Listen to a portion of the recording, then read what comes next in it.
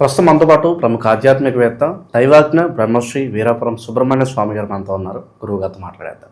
నమస్కారం గురుగారు. శుభాశీస్సులండి. గురుగారు, ఫిబ్రవరి మాసం మాఘమాసం, తులారాశి వాళ్ళ పరిస్థితి ప్రత్యేకంగా ఈ మాసం ఏ విధంగా ఉంటుంది? వీళ్ళు ఎటువంటి జాగ్రత్తలు తీసుకుంటే విశేషంగా కలిసి వస్తుంది అంటారు వీళ్ళకి? చాలా మంచి విషయం అడిగారు.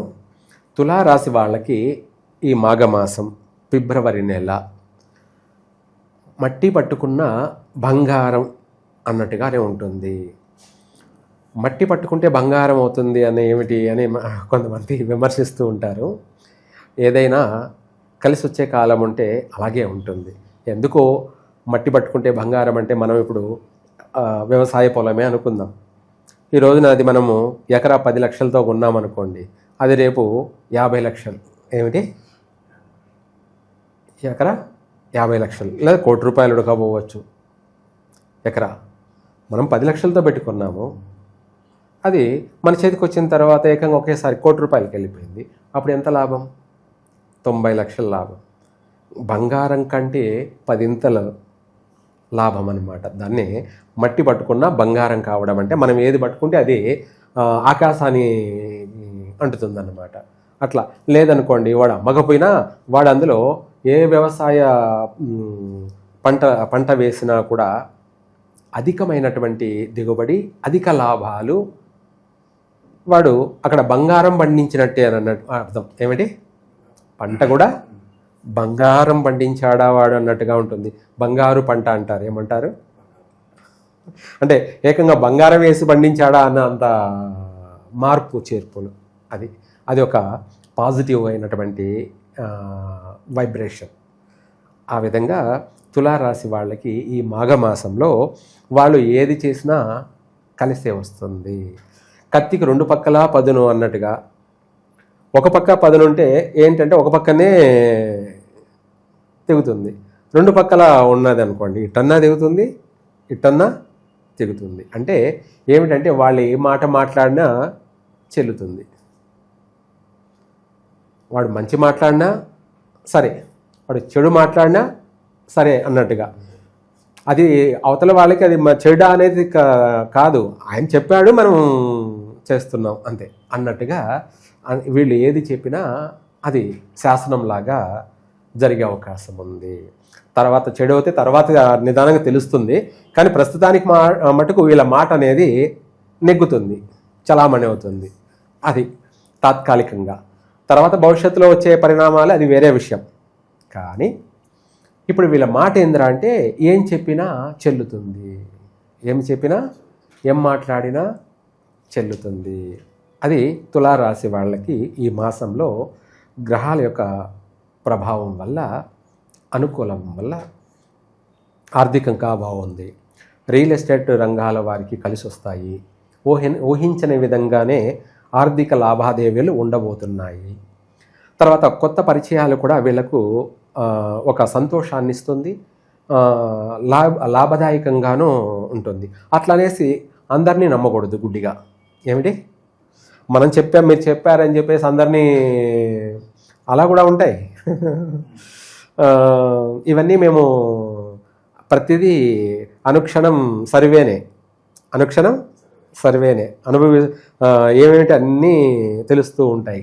అట్లనేసి మనము పామును పట్టుకుంటే ఏమవుతుంది? కాటేస్తుంది. అదే ఆ విధంగా అట్లా కూడా ఉంటుంది. అంటే మనం ఏంటంటే అలా అనేసి ఓవర్ కాన్ఫిడెన్స్ పనికి రాదు. మనం ఏదన్నా చెల్లుతుందిలే అనేసి ఓవర్ కాన్ఫిడెన్స్ పనికి రాదు. ప్రతి దాంట్లో కూడా లిమిట్ ఉంటుంది. అట్లాగే ఈ రాశి వాళ్ళకి కొత్త పరిచయాలు అనేది కలిసి వస్తాయి కాదన్నో, కానీ అవి ఎంతవరకు ఏమిటి అనేది కూడా మనం నిర్ధారణ చేసుకోవాలి. మనం పోయి దొంగోడి చేతికి తాళాలు ఇస్తే ఏమవుతుంది? ఏకంగా దొంగోడి చేతికి తాళాలు ఇచ్చేసినామంటే ఏం చేస్తాడు? ఉండేడు. అట్లాగా కాకుండా వాడు మంచివాడా చెడ్డవాడా అనేది కొత్త పరిచయాన్ని కూడా మనము పరిగణలోకి తీసుకొని ఏదైనా నమ్మి చెయ్యాలి. అట్లాగా ప్రతి విషయంలో కూడా అనుకూలత అయితే ఉంది. నూతన వ్యాపారాలు కలిసి వస్తాయి, పెట్టుబడులు కూడా పెడతారు. వీళ్ళ దగ్గర ఉండి పెడతారు, కొంతమంది లేకపోయినా తెచ్చుకొని పెడతారు, అది కూడా కలిసే వస్తుంది. దానివల్ల తెచ్చిన చోట మళ్ళీ తీర్చుకోగలుగుతారు. అంటే ఒక్కొక్క సమయంలో చేసినటివి దీర్ఘకాలికంగా పీడిస్తాయి. ఏది? అప్పులు. కొన్ని సమయాల్లో చేసినటివి ఊహించని అభివృద్ధినిచ్చి, ఆనందాన్నిచ్చి, మళ్ళీ తిరిగి వాళ్లకు మనం ఇచ్చేసి, మనం మళ్ళీ ఇంకొకరికి సహాయం చేయగల, అంటే ఇంకెవరన్నా మనల్ని అడుగుతారు కదా సహాయం, మనం వాళ్ళకి సహాయం చేసే స్థాయిలో మనం ఎదుగుతామన్నమాట. అంతే కదా. ఇదంతా చైన్ సిస్టమ్ లాగా. నేనున్నా, సపోజు నాకు అవసరం వచ్చింది ఏదో ఒక రూపంలో, నేను ఒకరిని అడిగానంటే నాకు ఇవ్వడానికి వాళ్ళు బాగుండాలిగా. ఎవరు? నేను అడిగిన వాళ్ళు. నువ్వే ఉన్నావు, నాకు అవసరం వచ్చింది, డబ్బు నేను అడిగా, నా అవసరం ఉంది, అట్లా లేనివాడిని కాదు, ఉన్నవాడినే. కానీ ఎంత ఉన్నవాడినైనా ఇంకొక పని చేయాలిగా, దానికి తగిన అమౌంట్ కావాలి కదా. నా దగ్గర కొంత ఉంది, ఓ 10 లక్షలు ఉంది, అది చేయాలంటే కనీసం 50 లక్షలు, 1 కోటి రూపాయలు అవుతుంది సపోజు. నా దగ్గర 10-20 లక్షల దాకా ఉంది, అప్పుడు మిగతా తేవాలిగా. అప్పుడు నేను అడుగుతాను ఎవరినో ఒకరిని. అడిగినప్పుడు నువ్వు నాకు ఇవ్వాలంటే నువ్వు కూడా బాగుంటేనే కదా నాకు నువ్వు ఇవ్వగలుగుతావు. అలా నువ్వు బాగలేకపోతే నాకేమిస్తావు? ఇవ్వలేవు. నేను అడిగి కూడా వృధా అయిపోతుంది. రెండోది వృధా కాదు, నేను పైన అనుమానపడతా. ఏమని? నాకు ఉండి కూడా ఆయన సహాయం చేయలేదు అని చెప్పేసి. అలాగే ఇట్లా ఒకరినొకరు సహాయపడేటువంటి విధి విధానం ఉండాలి అంటే ప్రతి ఒక్కరూ బాగుండాలి. ఆ బాగుండడం వల్ల ఏమవుతుందంటే, మనము ఎవరిని అడిగినా కూడా వాళ్ళ దగ్గర ఉంది కాబట్టి మనం అడగగానే వీలైనంత వరకు చేస్తారు. ప్రతి ఒక్కరు కూడా ఉంటే ఎవరైనా చేస్తారు, లేకపోతే ఏం చేస్తారు. కాబట్టి ఇప్పుడు ప్రతి ఒక్కరు కూడా అలా తెచ్చుకొని చేసి బాగుపడి వాటిని తీర్చేసుకోగలుగుతూ ఉంటారు. ఇటువంటి వాతావరణం కూడా వీళ్ళకు అనేక విధాల కలిసి వస్తుంది. అనే రుణాలు పుట్టాలన్నా కూడా 10 మంది బాగుండాలి. మనము బాగున్న వాళ్ళ గురించి ఏడవకూడదు. ఇప్పుడు ప్రభుత్వాలు కూడా ఏం చేస్తున్నాయి అంటే, ఇవి కొన్ని అనకూడదు, అనొచ్చు అనేది ఏం లేదు. ఇవి గురువుగా దేన్నైనా మనము ఖండించాలి. ఏదైనా మంచి చెడులని నిర్ధారణ చేయాలి. ప్రభుత్వాలు ఏం చేస్తున్నాయంటే ఉన్న వాళ్ళని ఊడగొట్టేస్తున్నాయి. ఏం చేస్తున్నాయి? ఉన్నవాడిని మన ఐటీ అని, లేకపోతే ఇన్కమ్ ట్యాక్స్ అని, లేదంటే ఇంకొకటి అని అనేక రకాలుగా ఉన్నవాడిని రోడ్డుకి వేస్తున్నారు. ఉన్నవాడు 10 మందికి సాయం చేయగలుగుతాడు. ఉన్నవాడు కూడా లేనివాడైతే ఎవరికేం సాయం చేయగలడు? ఎవరికి సహాయం చేస్తాడు? అలా ప్రభుత్వాలు కూడా ప్రజలని ఉన్నవాడిని ఓడగొట్టేస్తున్నాయి, అంటే ఉన్నవాడిని లేనివాడిని చేసేస్తున్నాయి. ఇలాంటివి మంచి చర్యలు కాదన్నమాట. ఇలాంటివి మంచి చర్యలు కాదు. ఎందుకంటే నీకు దైవానుగ్రహం, భగవంతుడి అనుగ్రహం ఉంది, భగవంతుడు ఇస్తున్నాడు, నువ్వు అభివృద్ధి చెందుతున్నావు. ఏ రూపంలో అభివృద్ధి చెందుతున్నావు అనేది వేరే విషయం.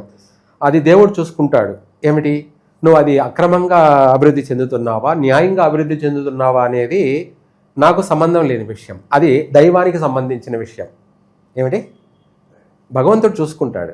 అది 100%. ప్రకృతి మొత్తం అన్నీ చూస్తూనే ఉంటుంది, అన్నీ లెక్కలు కడుతూనే ఉంటుంది. ఎవరికి ఏం చేయాలో దాని సమయం వచ్చినప్పుడు, దాని టైం వచ్చినప్పుడు చేస్తాడు. దానికి మనకు ఓపిక కావాలి. అలా కాకుండా ఉన్నవాడిని తొక్కేస్తున్నారు.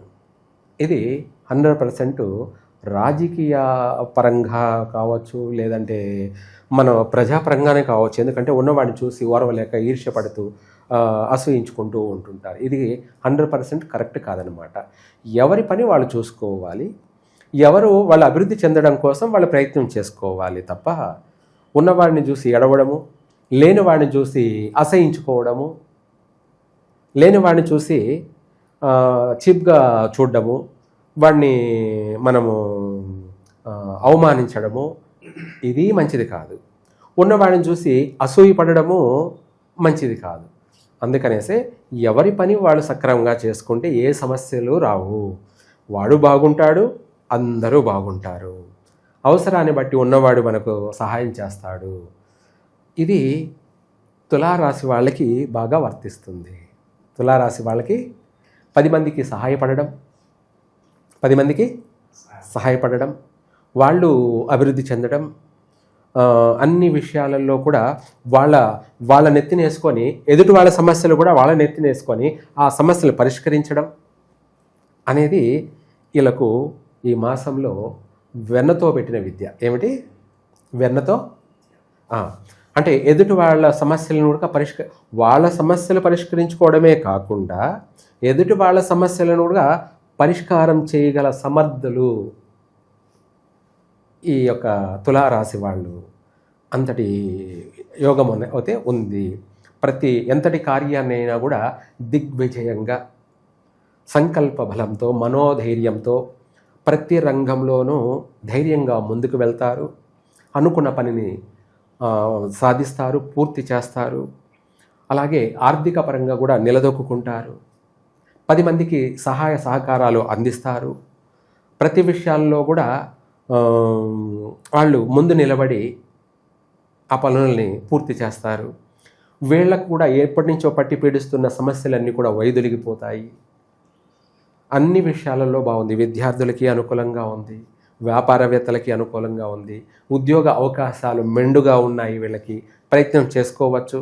లేదా గతంలో ప్రయత్నం చేస్తుంటే కూడా మళ్ళీ తిరిగి వాళ్ళు ప్రయత్నం చేసి ఇంకా రాదని విరమించుకొని ఆగిపోయి ఉంటారు. అటువంటి చోటు నుంచి కూడా వీళ్ళకు శుభవార్త వస్తుంది.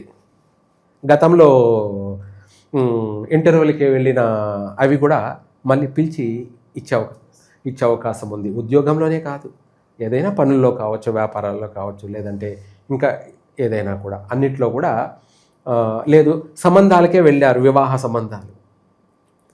గతంలో ప్రయత్నం చేశారు, కుదరలేదు, అనివార్య కారణాల వల్ల ఆ సంబంధాలు ఖాయం కాలేదు. కానీ అటువంటి వాళ్ళు కూడా ఫోన్ చేసి అడుగుతారు, మీ అబ్బాయికి పెళ్ళి అయిందా? కాలేదనుకోండి, మళ్ళీ కొనసాగించడం, మా అమ్మాయిని ఇస్తాము. ఇట్లా గతంలో వద్దనుకున్నారు, కానీ మళ్ళీ అదే కావాలనుకుంటారు. ఇదే కలిసి వచ్చే కాలం. అంటే నడిచి వచ్చే కొడుకు పుడతాడంటారు కదా సామెత కింద. మనం వద్దనుకున్న సంబంధాలు కూడా మళ్ళీ మనకు ఎదుక్కుంటూ వచ్చే అవకాశాలు ఉన్నాయి. ఈ విధంగా తులారాశి వారికి అన్ని విషయాలలోనూ అద్భుతంగా ఉంది. ఇంకా కూడా బాగుండడం కోసం వీళ్ళ పనులు ఎక్కడా కూడా ఆటంకం జరగకుండా, ఎటువంటి ప్రమాదాలు, ప్రాణ నష్టాలు మధ్యలోనే ఆగిపోకుండా లేవనుకోండి. ఆగిపోయే ప్రసక్తి లేదు. ఆగిపోయినటివి కూడా మళ్ళీ ప్రారంభం చేస్తారు. ఎప్పుడో గతంలో నిలిచిపోయి ఉంటాయి వ్యాపారాలు కావచ్చు, ఏదైనా పని ప్రారంభం చేసి ఆగిపోయి ఉంటాయి, వాటిని మళ్ళీ పునఃప్రారంభం చేస్తారు. మళ్ళీ ఈ మాసంలోనే పునఃప్రారంభం చేస్తారు. అటువంటి యోగం ఉంది తులారాశి వాళ్ళకి.